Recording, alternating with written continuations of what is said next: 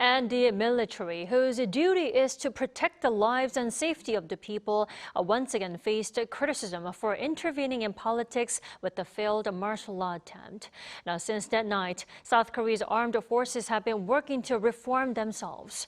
For more on this, we have our defense correspondent Kim Bo-kyoung here in the studio. Welcome, Bo-kyoung. Hi, thanks for having me, Tami. So, Bo-kyoung, the martial law incident left deep scars within the military. Now, how are the soldiers coping with the aftermath? Right, so they've been deeply shaken after the former President Yoon Suk Yeol used the armed forces as a political tool, in declaring the martial law. Public trust in the military has collapsed once again, a particularly painful setback for South Korea's armed forces, given the country's history of military rule. In 1961, then Major General Park Chung-hee staged a coup, declared martial law, and launched a military regime. And even after his assassination in 1979, another military government emerged as nationwide emergency martial law was imposed under Chun Do-hwan. This second military dictatorship lasted until South Korea's democratization in 1987. Because of this traumatic legacy, the South Korean military has spent decades trying to rebuild public trust, efforts that have now been severely undermined. It is not surprising that many junior officers are leaving the service. In the first half of this year alone, a total of 2,869 Army, Navy, Air Force, and Marine Corps officers applied for voluntary early discharge, the highest number ever recorded. That figure is more than double the number from the same period 4 years ago. All this comes as their pride in defending the nation has been badly shaken. Even before the martial law incident, young officers were already leaving because military life was simply too difficult. Constant relocations, frontline duties, limited personal time, low pay, and increasing workloads. It took 20 to 30 years after the military dictatorship era for the armed forces to rebuild themselves as a people's military. But then martial law happened, delivering a major blow to soldiers' sense of pride.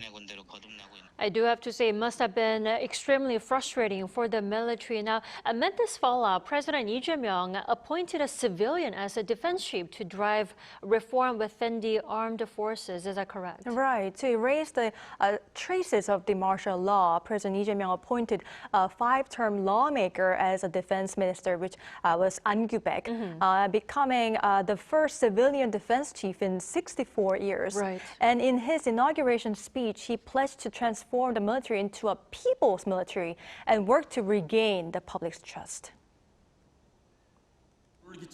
Starting today, our defense ministry and armed forces will break away from the past, when they were used as tools of martial law, and be reborn as a military of the people, devoted solely to protecting the nation and its citizens. The new defense minister then carried out a major personnel shakeup in September, replacing all 7 star general posts. And 2 months later, another large-scale reshuffle of general-grade officers was announced, with 20 of 31 major generals promoted to lieutenant general.